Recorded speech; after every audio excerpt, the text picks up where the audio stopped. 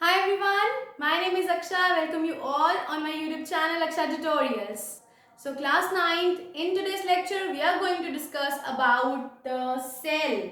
I have told you in my previous lecture that cell is the fundamental unit of life.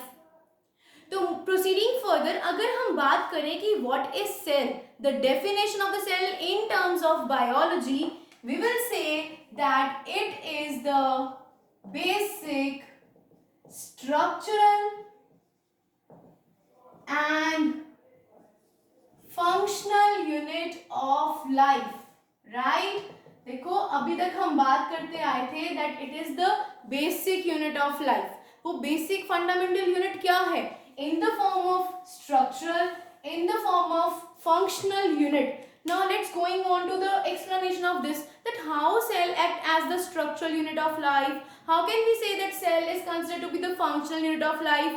अगर हम बच्चे इसके structure की बात करें तो एक्चुअल में what is happening, the basic body design, the organism's body is actually made up of the very basic unit that is cell.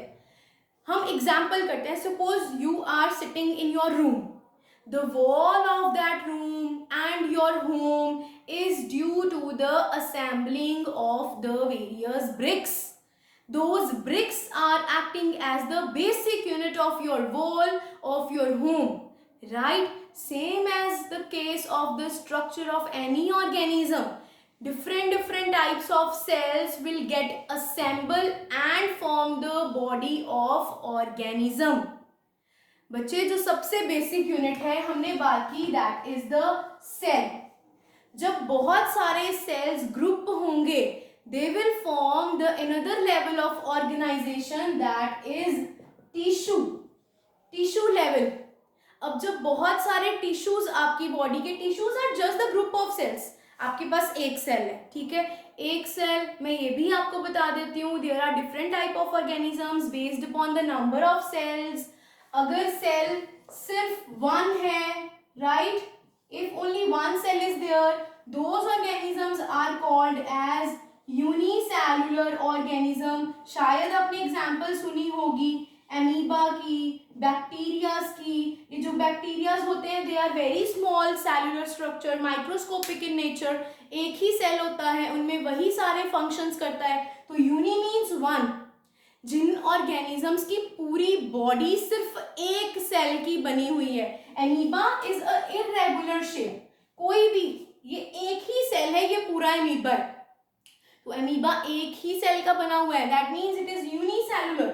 और अगर सेल्स ज्यादा हो, मेनी सेल्स, मल्टीपल सेल्स हो, then that organism will be called as multicellular, because multi means many, right. तो बहुत सारे cells group होके जब किसी ऑर्गेनिज्म को बनाते हैं, दैट ऑर्गेनिज्म इज मल्टीसेल्युलर. जैसे हम अपनी बात करें, ह्यूमन बीइंग्स, प्लांट्स, एनिमल्स, आप कोई भी एग्जाम्पल अलग अलग तरीके की ले सकते हो. बच्चे हमारी बॉडी में there are billions and millions of cells present in our body. हमने ये पिछले लेक्चर में भी डिस्कस किया था, राइट. तो अगर इतने सारे सेल्स हैं तो हु आर वी, हम कौन हैं? We are multicellular organisms. Why? Because we are made up of many types of cells, right. अब हमारी बॉडी में जो सबसे बेसिक यूनिट है वो है सेल. अगर मैं एक सेल की बात करूं, जब बहुत सारे सेल्स आपस में एक साथ जुड़ जाएंगे दे विल फॉर्म टिश्यू. तो अगर आपसे कोई पूछे व्हाट इज टिश्यू, तो you will simply say tissue is the group of cells, right. अब जब ये अलग अलग टिश्यूज आपस में जुड़ जाएंगे, the group of tissue, they will form a specific organ. जैसे सपोज बेटा अगर मैं बात करूं, मान लो कोई एग्जांपल लेके चलते हैं, हमारे ब्रेन के सेल. एक कहूं तो वो सेल है. जब बहुत सारे ब्रेन के सेल्स, आपको याद हो मैंने पिछले लेक्चर में अगेन मैंने आपको बताया था ब्रेन में कौन से सेल्स प्रेजेंट होते हैं, नर्व सेल्स, राइट. तो नर्व सेल एक सेल है. अगर मैं बहुत सारे नर्व सेल्स को ग्रुप अप कर दूं तो दे will form tissue, nervous tissue बना देंगे, राइट. बहुत सारे नर्वस टिश्यू जब कलाइड एक साथ हो जाएंगे दे will form a cluster, group हो जाएगा. तो उन नर्वस टिश्यू का ग्रुप क्या बनाएगा? हमारा ऑर्गन, ब्रेन बनेगा उससे. Can you tell me which is the largest organ present in our body? That is my question for today, you all. If you know the answer, then do share with me in your comment section below. All right, my question is, which is the largest organ in our body? चलो भाई वापस से आ जाते हैं यहाँ पे। तो tissue जब आपस में ग्रुप अप होंगे, they will form organ.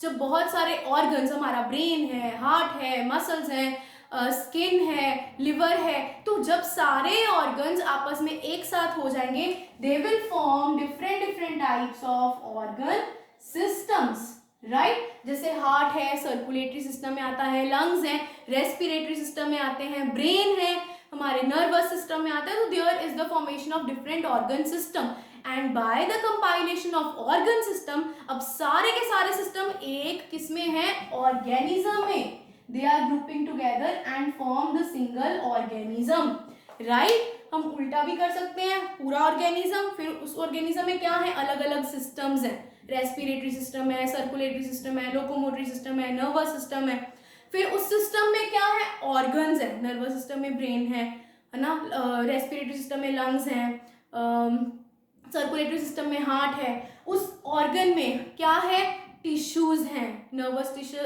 System में नर्वस टिश्यू हैं, राइट, हार्ट में हार्ट के टिश्यूज हैं, तो हर एक में अलग अलग टिश्यूज हैं, और वो टिश्यूज क्या है, ग्रुप ऑफ सेल्स, राइट। वो टिश्यू किससे बना है, सेल्स को ग्रुप अप करके। This is how the organism is formed, this is the basic organisation present in us और any multi cellular organism having organ system level of organisation.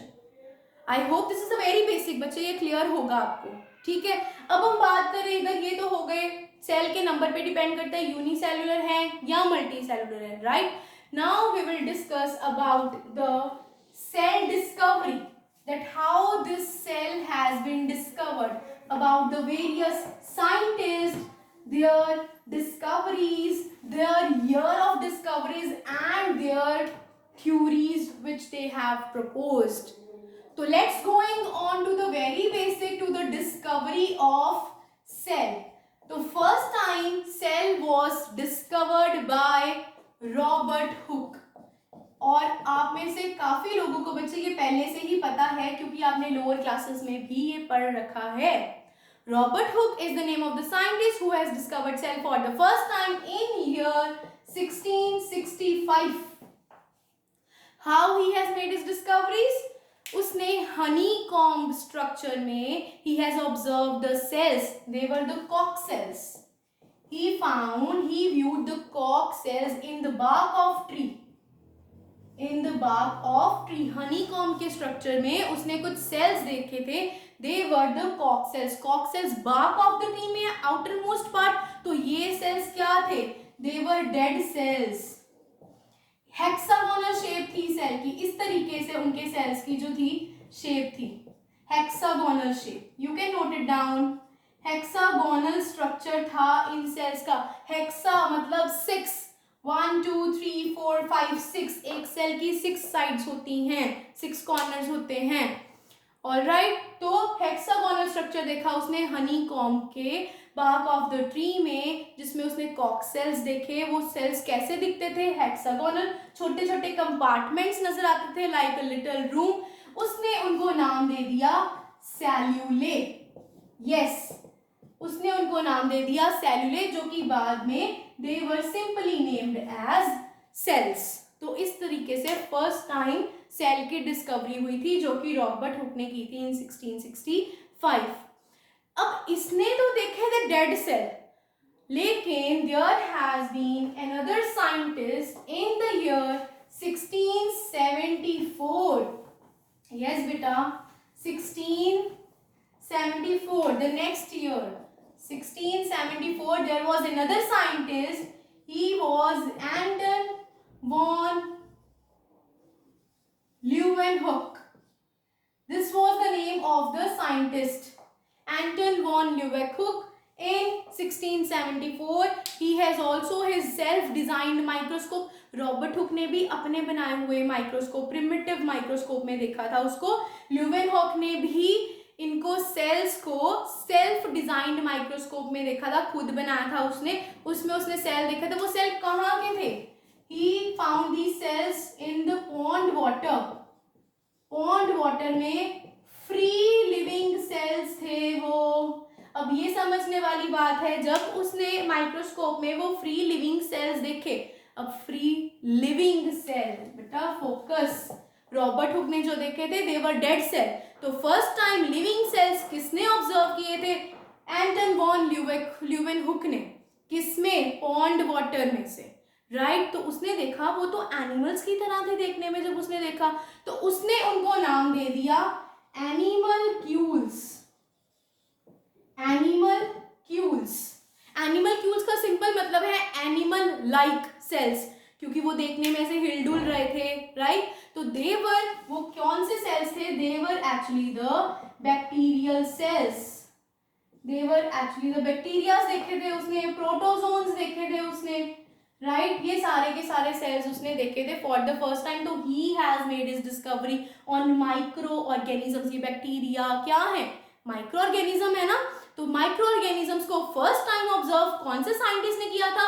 Anton van Leeuwenhoek ने। समझ आई? इसीलिए he is named as father of microbiology. इसीलिए Anton van Leeuwenhoek को father of microbiology भी कहते हैं, क्योंकि microbiology means the study of micro organisms. That is why he is also named to be the father of microbiology. तो dead cell first time किसने देखे? Robert Hooke ने। Living cell first time किसने देखे? एंटन वॉन ल्यूवेनहुक ने। इसके बाद compound microscope आया, and then there were the further discoveries of the cell contents। Cell के अंदर न्यूक्लियस है, उसकी डिस्कवरी हुई। किसने की? फिर सेल थ्योरी आई, किसने दी? उस सेल थ्योरी को मॉडिफाई किया, किसने किया? ये सब हम करेंगे but in our next video, upcoming video. All right, so if you do understand my today's lecture and you liked it, then do share it with your friends as well. Keep watching, stay tuned. Thank you. Keep smiling.